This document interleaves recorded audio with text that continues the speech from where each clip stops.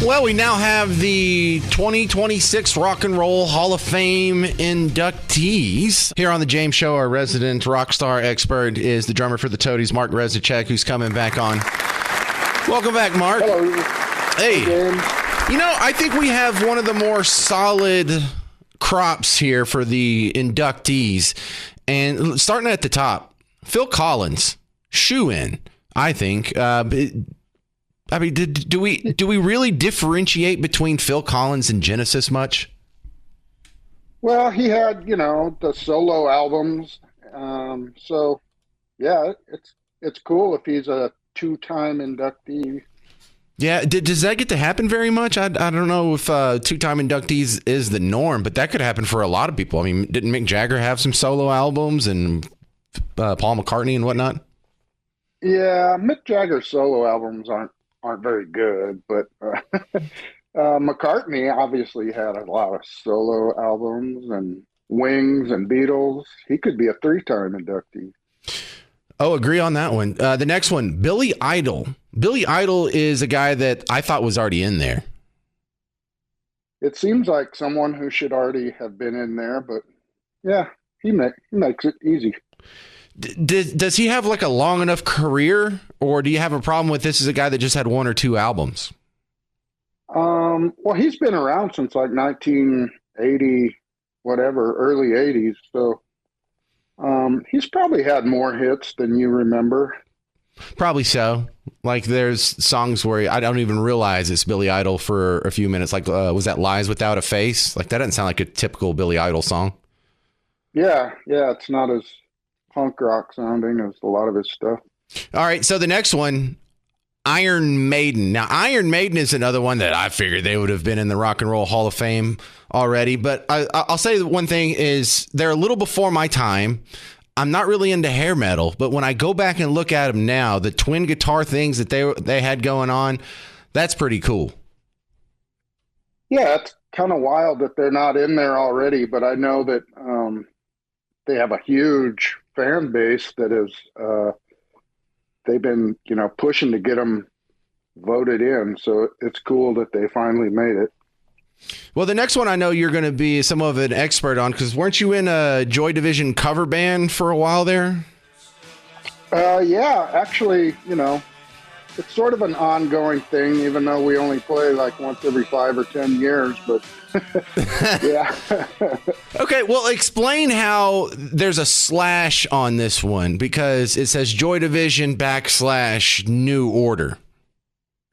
Okay, so Joy Division was around late 70s, early till 1980, and then their lead singer committed suicide. Within a few months, the band regathered and said, we're just going to go on. And their guitar player basically started singing. So it's essentially the same band, just minus one member. Yeah, well, we don't see any other slashes here. So the only thing, not that I'm going to be super nitpicky about who gets in the Rock and Roll Hall of Fame. We've all accepted it's a pretty wide net here. But does Joy Division get in on their own without New Order? Does New Order get in on their own without Joy Division? I guess not. So they kind of had to smush these two together to make it happen, which brings me back to the Phil Collins thing. Why didn't he just get smushed in together with Genesis? Yeah, that is a good question. I think with Phil Collins and Genesis, it's like even though they were kind of parallel careers, there's definitely a separation.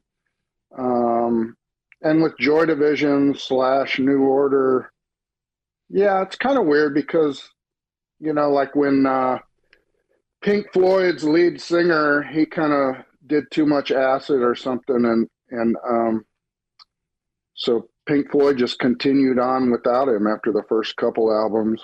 But they didn't change their name the way New Order did.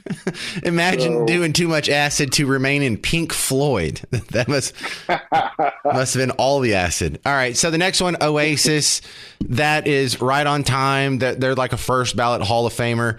And then we get to, I don't want to say the back of the bus, but when you list them alphabetically, they happen to be the last three. Sade, Luther Vandross, Wu-Tang Clan. Now, in years past, we've always said the Rock and Roll Hall of Fame isn't just for rock and roll. It's more like the Popular Music Hall of Fame. And as long as you accept that wide net, I think all three of those guys are pretty much shoe-ins as well.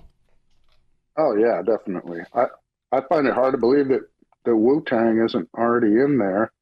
And also, you know, as long as we're doing slashes, like practically every member of Wu-Tang has a solo career too. So True. I don't know. Does that include all of that, or just the song, just the albums? Right. Do they get the Phil Collins treatment, or do they get the New Order treatment? Right. Good point. All right. When's the Toadies going to be in there? Probably never.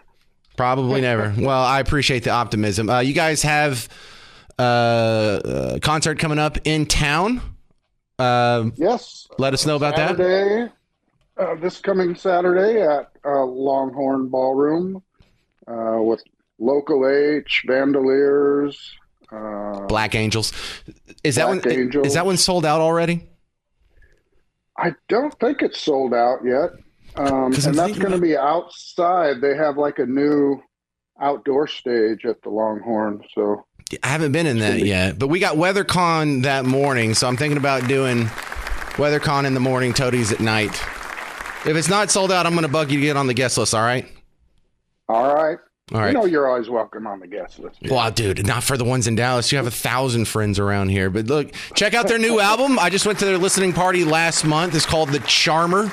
I got it. I got the clear vinyl one and also the CD version. I'm a big fan. Thank you very much. That's Mark Reznicek of the Toadies with your Rock and Roll Hall of Fame update. The James Show Podcast.